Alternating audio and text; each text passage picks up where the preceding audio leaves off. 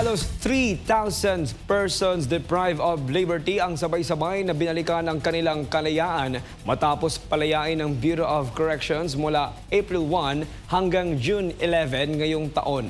Isinabay ito sa isang makabuluhang seremonya ngayong Miyerkules sa loob ng New Bilibid Prison Compound sa Muntinlupa City bilang simbolo ng panibagong pag-asa at pagbabalik sa lipunan.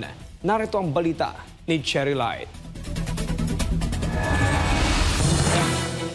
Ayon kay Bucor Chief Katapang, ang mga pinalayang PDL ay batay sa iba't ibang legal na kadahilanan gaya ng pagkatapos ng sentensya, pagkakaabsuelto, parole, habeas corpus, probation at court order at turnover. Sa kabuuan, umabot na sa 23,579 ang kabuang bilang ng mga PDL na napalaya sa ilalim ng kasalukuyang pamunuan ng Bucor. Dagdag pa ni Katapang, naging malaking tulong ang desisyon ng Korte Suprema na payagang maging ang mga nahatulan sa mabibigat na krimen na makinabang sa Good Conduct Time Allowance o GCTA, kaya't naging posible ang maagang paglaya ng ilan sa kanila.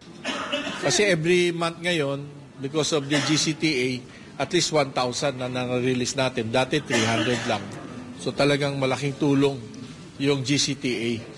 Samantala, tiniyak ni Katapang na mayroong reintegration program para sa mga dating bilanggo o mga nakalayang PDL. Anya, sa pamamagitan ng tamang programa sa pagbabalik loob, nababawasan ang posibilidad na sila'y muling gumawa ng krimen. Sa pakikipagtulungan ng mga ahensya gaya ng DOLE, DSWD, TESDA, DOH at PhilHealth, layong matulungan ng mga dating PDL na makahanap ng trabaho batay sa kanilang mga kasanayan. Sa ngayon, katuwang na ng Bucor ang PEZA o Philippine Economic Zone Authority upang mabigyan ng oportunidad ang mga dating PDL na magtrabaho sa loob ng economic zones. Let's say, lalaya na sila, nandun sila sa PEZA zone.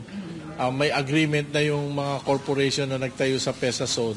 Paglaya nila, they will be regular employees. Ayon kay Katapang, hinihintay na lamang ang pinal na deklarasyon para sa kauna-unahang mega PEZA zone sa Pilipinas na itatayo sa Palawan sa isang 5 ektaryang bakanteng lupa na nakatakdang gawing business area. Tiniyak din ni Katapang na hindi lang Palawan ang makikinabang, kundi maging ang iba pang lugar sa bansa na may PEZA zones kung saan maaaring mabigyan ng trabaho ang mga kasalukuyan o dating PDL. Para sa Diyos at sa Pilipinas kong mahal, Cherry Light, SMNA News.